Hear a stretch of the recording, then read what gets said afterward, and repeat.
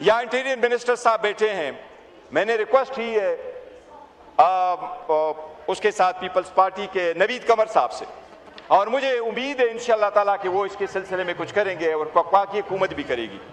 जनाब स्पीकर, बुनेर एक पसमानदा इलाका है। हमारी एक फैमिली रह रही थी कराची में।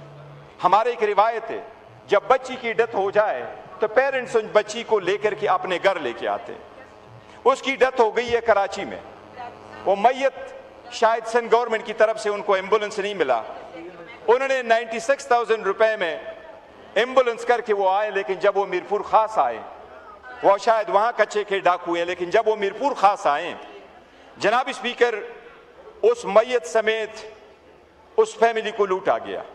उनसे पैसे लिए गए, उनके जो आइटम्स थे वो लिए गए, उनसे पैसे लिए, उनसे मोबाइल लिए, और सबसे दुख की बात है कि उस मैयत के साथ जो अपना जेवरात थे वो जेवरात भी उन्होंने लिए। ये इंतहाई इंसानियत सोज वाक़या हुआ है। जनाब स्पीकर, मैं नवीद कमर साहब के नोटिस में लेके आ चुका हूँ। मैं उम्मीद करता हूँ कि वो भी इस पे एक्शन करेंगे और पीपल्स पार्टी वाले इसको करेंगे। और मैंने उनसे रिक्वेस्ट की है कि मेरे बेआब से बिलावल साहब को रिक्वेस्ट करें, उस फैमिली को आप ज़रूर कंपेंसेट करें। उन्होंने वहाँ FIR किया है, उनको आप रिकॉर्ड पे लाएं। मैं वफाकी हुकूमत से एक और रिक्वेस्ट करता हूँ। जनाब स्पीकर, जब अगस्त में फ्लड आया, बुनेर के 200 से ज़्यादा शहदा हुए, तो वफाकी हुकूमत ने हमें सिर्फ 20 चेक दिए थे। जनाब स्पीकर, 20 चेक के बारे में मैं इतना अर्ज करता हूँ कि मेरे पास हमारा बुनेर के यूथ, जो PTI का यूथ है, ज़हूर खान नाम है उस बच्चे का, बड़ा वाइब्रेंट है, बहुत अच्छा काम करता है आवाम के लिए। उस ज़हूर खान ने मुझे बेशुनय से उसका ताल्लुक है, उसने मुझे फ़ोन करके बताया है जनाब स्पीकर, उसमें 3 चेक के 20-20 लाख का उस फैमिली के हैं, और वो 60 लाख रुपए के अभी भी पेंडिंग है। मैं वफाकी हुकूमत से रिक्वेस्ट करूंगा, आप अपने चेक बराए मेहरबानी, वो तो अगस्त के पेंडिंग है, आपने 20 चेक दिए 200 के मुकाबले में, अभी भी वो पेंडिंग है, मेहरबानी करके आप हमें वो चेक क्लियर करा करके दे दें। दूसरा जनाब स्पीकर, हमारे साथ वफाकी हुकूमत ने वादा किया था, मैं लगारी साहब बैठे, मैं उनके नोटिस में लेके आ चुका हूँ, वो जितना फ्लड में हमारा इंफ्रास्ट्रक्चर तबाह हुआ था, ये क्लाइमेट चेंज में भी आता है। जनाब स्पीकर, वो आज तक हमारा शेयर बुनेर के लिए बिजली के मद में, जो रोडों के मद में है, कम्युनिकेशन वाला है, मैं उनसे अपील करूंगा कि वो हमारा शेयर भी हमें वो जनाब आप वो भी अनायत फरमा दे। दूसरी जनाब स्पीकर, मैं रिमाइंड कराता हूँ, मेरे साथ वादा तो किया है एहसन इकबाल साहब ने कि 1 निक में हमारी बुनेर एक्सप्रेसवे पेंडिंग है, उसके लिए वो कह रहा था कि मैं एक्सपेडाइट करूंगा, पर मैं उनसे रिक्वेस्ट करूंगा कि नेक्स्ट प्रोजेक्ट में हमारा जरूर आ। जनाब स्पीकर, एनर्जी सेक्टर में भी आप नहीं कर सके, मैं 2 चीजों का सिर्फ जिक्र करूंगा। जनाब स्पीकर, हेल्थ और एजुकेशन पूरे दुनिया की बैकबोन होता है। आप इस वक्त 1% से कम और 1% के करीब आप GDP का वो लगा रहे हैं। जनाब स्पीकर, पूरी दुनिया 6% लगा रही है, तो आप में तरक्की कैसे आएगी? जनाब स्पीकर, बेनजीर इनकम सपोर्ट का तज़किरा हुआ है, इस साल आपने बजट में रखा 838 बिलियन रखे। जनाब स्पीकर, बेनजीर इनकम सपोर्ट पे 100 पार आपने 5,300 अरब रुपए लगाए, ये जब आप एलोकेशन करोगे। गुज़श्ता सालों में 5,300 अरब रुपए लगाए आपने, लेकिन गुर्बत की शरह मजीद नीचे होती जा रही है। आज का रिपोर्ट यही है कि 80% से बिलो पावर्टी लाइन जिंदगी गुजार रहे हैं। जनाब स्पीकर, अगर आप उसकी थ्रू चेंज नहीं लेके आ सके तो आपको रिफॉर्म की अशद जरूरत है। मैं बजट पे जनाब स्पीकर जो बिल पेश हुआ है उसके 3 चीजें आईनी कानूनी है, मैं उसकी तरफ तवज्जो मबजूल कराऊंगा।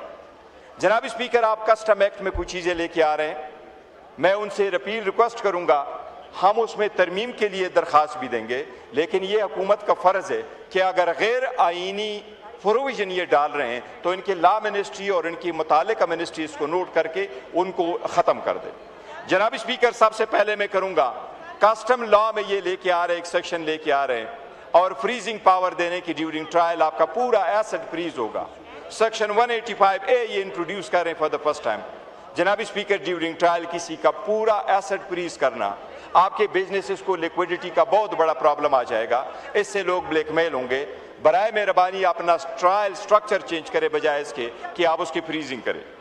जनाब स्पीकर, आपने कस्टम सेल्स टैक्स में एक नया कॉन्सेप्ट लेके आ रहे हैं, इंडिपेंडेंट स्क्रूटिनी कमेटी आप बना रहे हैं। कि वो इंडिपेंडेंट स्क्रूटिनी कमेटी डिसाइड करेगी कि कौन सा केस आप फाइल करेंगे। जनाब स्पीकर, कुछ पावर ऐसे होते हैं लॉ के अंडर, वो आप डिलीगेट नहीं कर सकते, ये पावर आप नहीं डिलीगेट सकते, बराए मेहरबानी इसको यहाँ से निकाल दें। तीसरी चीज जो बहुत इंपॉर्टेंट है जनाब स्पीकर, फेसलेस ऑडिट सिस्टम ये लेके आ रहे हैं, इनकम टैक्स में भी लेके आ रहे हैं, सेल्स टैक्स में भी लेके आ रहे हैं, कस्टम में लेके आ रहे हैं। लॉ मिनिस्टर साहब भी मौजूद है, इंफॉर्मेशन मिनिस्टर साहब मौजूद है, जिसका लॉ का बैकग्राउंड है।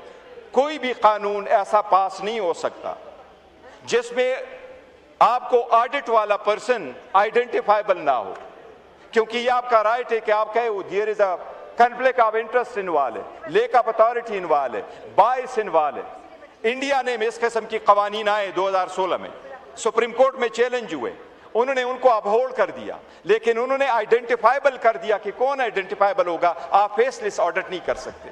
फॉर इंस्टेंस, अगर आप कहते हैं स्पीकर करेगा, तो बावजूद इसे आप नाम नहीं लिख कर रखते, आप कहे चीफ जस्टिस ऑफ पाकिस्तान रखेगा, तो आप इससे उसकी पहचान है, वो पर्सन डिजिग्नेटा है। जनाब स्पीकर, फेसलेस ऑडिट का कोई कंसेप्ट नहीं है, ये गैर आईनी है। मैं मुतालिबा करूंगा जनाब स्पीकर कि इसको खत्म किया जाए। मेंबरान साहिबान ने, मैं उनको हराज तहसीन पेश करता हूं, उन्होंने बेहतरीन तरीके से उसके आदाद शुमार रखे हैं, महंगाई कितनी है, बजट कितना है, उसके कितने कर्जे लिए गए हैं। लेकिन मैं जरूर कहूंगा जनाब स्पीकर कि 1 जुलाई को जब आम पाकिस्तानी जाएगा मार्केट में, उसको आटा महंगा मिलेगा, उसको एलपीजी का सिलेंडर महंगा मिलेगा, उसको इलाज दवाई के लिए जो दवाई लेगा वो महंगा मिलेगा। तो ये बजट आवाम और गरीब का बजट कैसे कहलाए?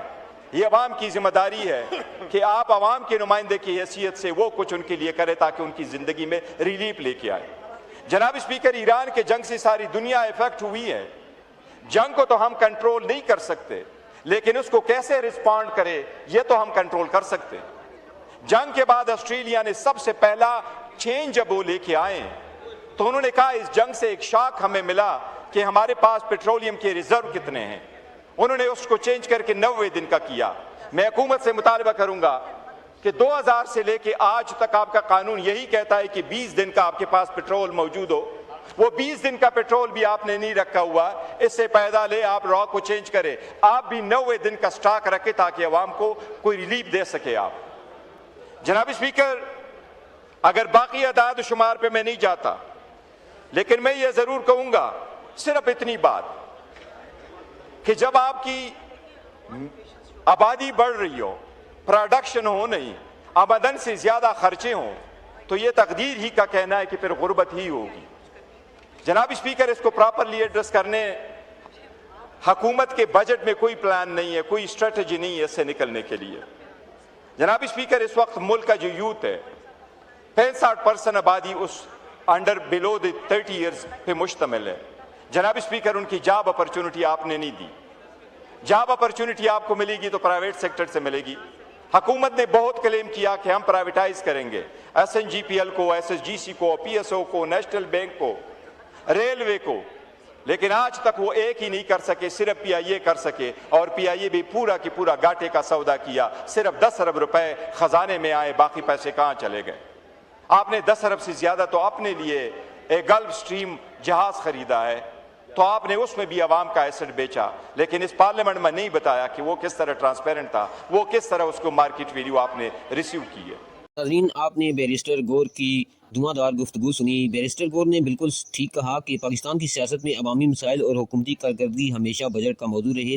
हालिया पार्लिमानी इजलास में एक रुकन असम्बली ने एक अफसोस वाक़या बयान किया और इन्होंने, बैरिस्टर गौर ने कहा कि हमारा एक ख़ानदान है, वो कराची में मुकीम है, उनकी एक बच्ची का इंतकाल हो गया। जब वो इंतकाल हुआ तो वो वहाँ से अपनी बच्ची की मैयत को जो पेशावर है यानी अपना आबाई गांव है वहाँ पर वो लाना चाह रहे थे। उन्होंने वहाँ पर सिंध की जो गवर्नमेंट है उनसे उन्हें एम्बुलेंस का इंतज़ाम नहीं हो सका, तो उन्होंने अपने तौर पे 96,000 की एक एम्बुलेंस की वहाँ से मैयत को लेकर आ रहे थे। रास्ते में जब वो मिर्कपुर ख़ास के इलाके में पहुँचे हैं तो वहाँ उन्हें जो सिक्योरिटी अदारे हैं, जो हमारी पुलिस है, इनकी तरफ से उनको रोक दिया गया।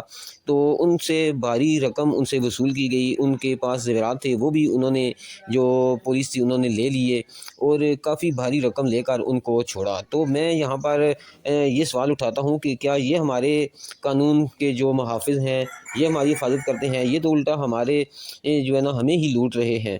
तो मेरी यहाँ पर गुज़ारिश है कि इस वाक़ये का जो है फ़ौरन नोटिस लिया जाए और इन लोगों के साथ इंसाफ़ किया जाए। दूसरी जानिब वफ़ाकी बजट पर भी शदीद तनकीद की गई। बैरिस्टर गौर का कहना था कि बजट में अवामी फ़लाह, महंगाई खात्मे और रोज़गारी के मौके पैदा करने के लिए खास तरफ़ा इक़दामात शामिल नहीं।